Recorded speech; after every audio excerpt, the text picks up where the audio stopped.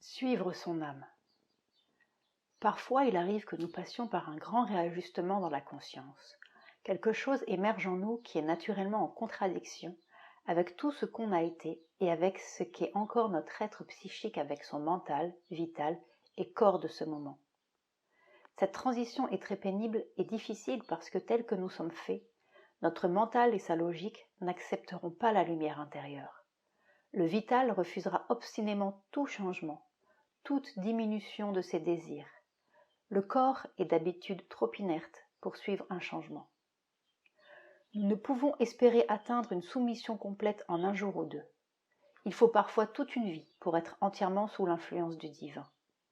Mais ce qu'on peut achever rapidement est l'acceptation du fait que l'attitude de soumission est le premier principe et la base de la vie spirituelle.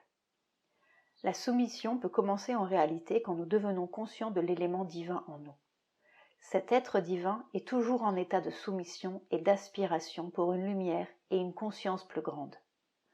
Toutes nos pensées, idées et spéculations, tous nos sentiments, passions, sensations et activités du corps doivent être exposés à la lumière de l'âme. Cela doit devenir une habitude constante et en même temps on doit accepter de plus en plus la guidance et l'illumination de l'âme. Il y a quelque chose d'important.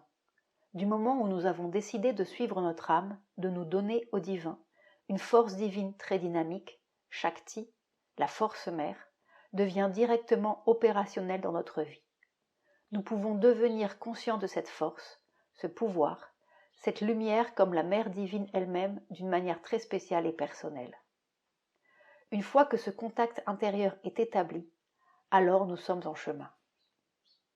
Le progrès est constant et le temps devient un facteur relatif. Nous devons avoir foi dans notre destinée spirituelle. Il faut aspirer et prier la mère pour son aide et soutien.